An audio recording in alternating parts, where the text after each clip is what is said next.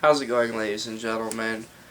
Welcome back to Russell Reviews, and today I got another big, kind of special video for you guys today. And in this video, I'm going to be talking about R.L. Stine's Goosebumps HorrorLand book series, and all the books in it. Except, though, I'm only missing, I think, the last book in this series. So, without further ado, let's go ahead and get started. Before I jump right to the books, I'm going to talk a little bit about what really is Goosebumps HorrorLand. So, Goosebumps HorrorLand starting off with the first book, Revenge of the Living Dummy. It's basically one of those, like, larger, kind of spin-off R.L. Stine Goosebumps book series, and at least most of the few books that I've read in this series so far are a bit more humorous than a lot of the original series Goosebumps books that I've read so far, at least as far as I know. A bit more humorous. They feel a bit more longer, and they feel a bit more kind of scarier too. That may not be the case for everybody, but it kind of is for me. Yeah, I think it started in 2008, so it kind of started in the early to late 2000s, and that's kind of where it ended, and then Stine started making more new spin-off series for Goosebumps. Yeah, I've not read every book in the series so far. I have read book 1, which I'm going to talk a little more about it right now, in fact. So, let's go ahead and get started with the books. I'm going to talk a little bit about, like, which books I've read, which ones I haven't read, and stuff like that. So, starting off with book number 1, Revenge of the Living Dummy. This book was pretty good, even though I'm not the biggest Slappy fan. It's a pretty good book for what it was. So far, it's probably my favorite Slappy book. It felt really much darker than the other Slappy Goosebumps books I've read so far. And I think I've read like 2 or 3, I think. But yeah, pretty cool cover too, actually. I do like it. When you actually look closer, you will notice there is some more background stuff to it too, behind Slappy, so that's pretty nice. Now, also, all the Goosebumps HorrorLand books leading up to book number 11, I think, have like 30 pages near the end of the book, starting off with this page right here. This page tells you it's called Enter to Horrorland, and then it gives you like 30 other pages of like the same characters in this book, like escaping Horrorland, because this whole series launched right after the original Goosebumps series book, Return to Horrorland, and I love that book. I'll get a review of that book up on my channel soon if I can. But yeah, book number 1 was a pretty solid book. Book number 2, The Creep from the Deep, a book that I liked a lot more than book number 1, and it was pretty good. I don't like the cover as much. It is what it is. It's unfortunately just not for me. But you have this eel creature thing, and yeah, so far this book is my second favorite Deep Trouble book, and this is the 3rd book in the Goosebumps Deep Trouble series of 3 books by R.L. Stine. You know, there's the original Deep Trouble, book number 19 in the original series, and there's Deep Trouble 2. It's one of the later books in the original series, and then there's this book in the Horrorland series. Obviously, it doesn't say Deep Trouble 3. They tried to change it up for some weird reason. There really isn't I cannot get the words out. There really isn't a real creep in this book. It's just kind of there, you know.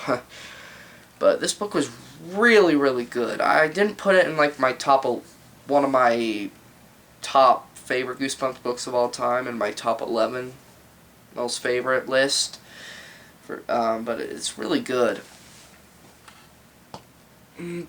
Yeah, probably not quite one of my favorites. Probably a higher mid-tier book for me, in my opinion. It's really good. Next book is, I think, a book so far that I liked a bit more than those 2, but still didn't put it in my like top 11 favorite Goosebumps books of all time list. kind of like Creep from the Deep. It's just kind of one of those more above average books for me, in my opinion. Not quite one of my favorites, but it's book 3, Monster Blood for Breakfast. Pretty good book. Really, really silly. There is this one scene in this book that, let me just try to find it. Oh, yeah. It's kind of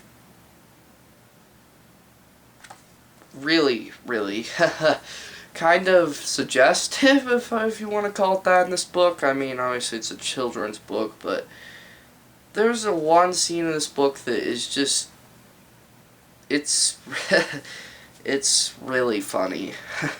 But great, great, great book. A lot of people don't like this book. This is, I think, the second to last Monster Blood series book that came out for Goosebumps. I think there was another one that came out in the Slappy World series.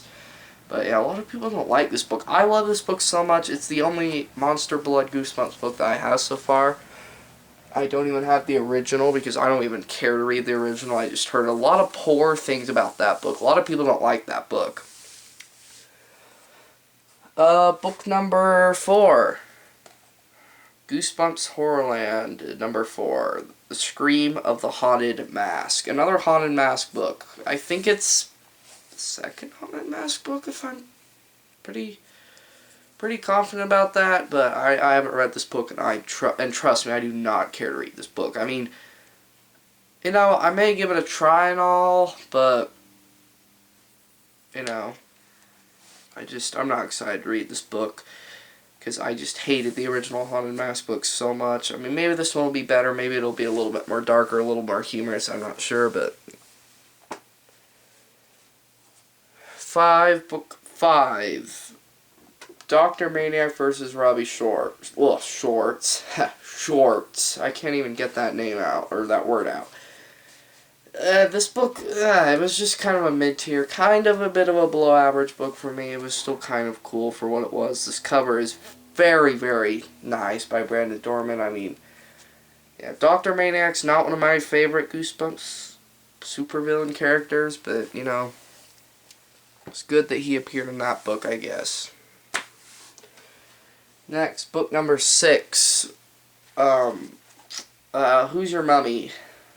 Book number 6. I read this book too.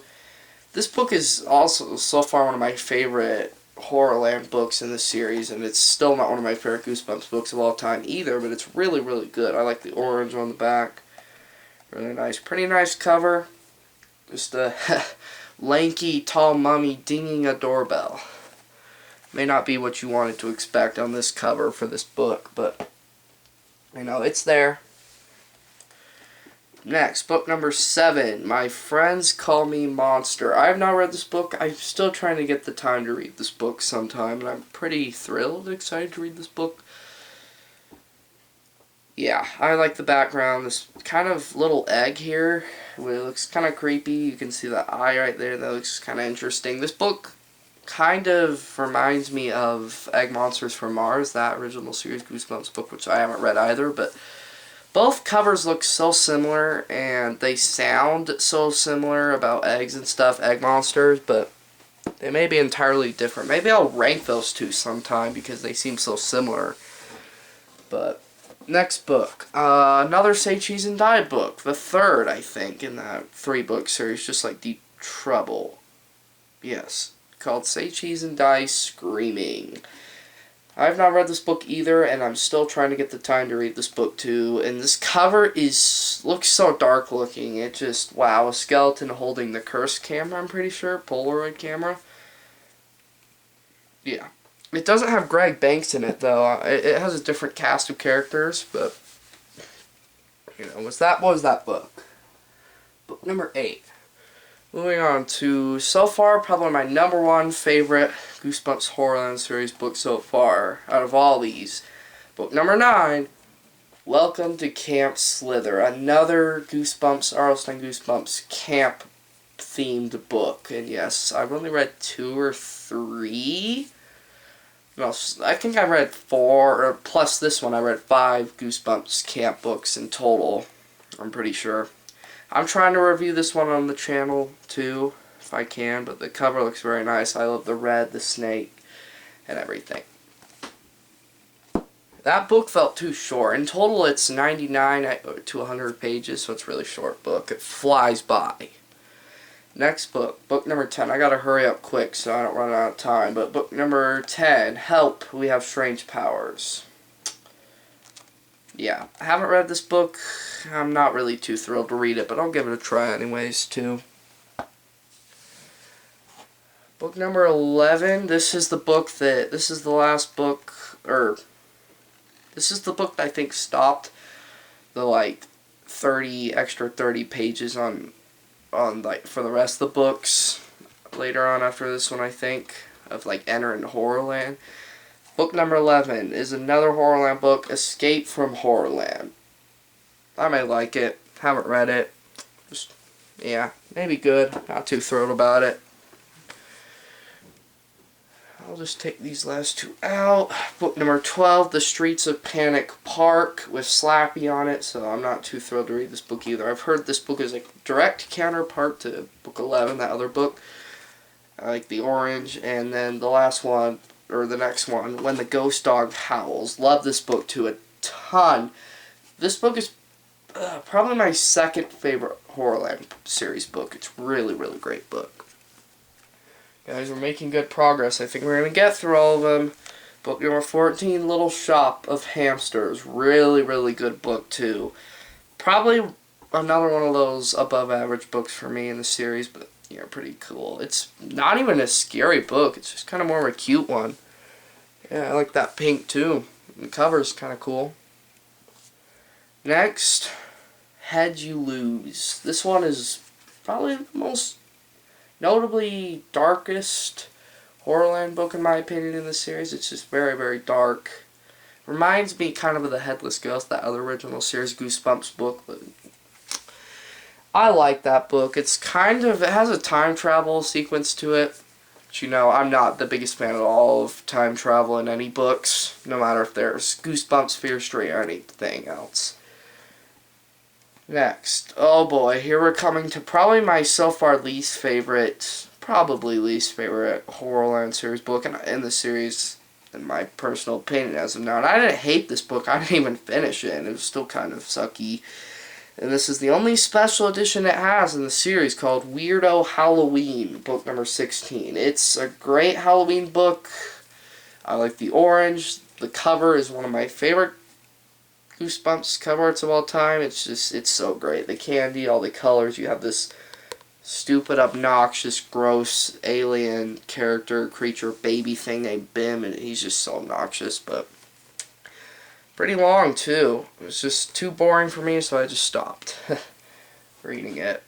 Okay, second to last book that I have. See, I'm missing book 19, which is the last book I think in the series. I could be wrong, but second to last, book number 17, The Wizard of Ooze. How many more of these The Wizard of what books are they going to make in Goosebumps based on The Wizard of Oz?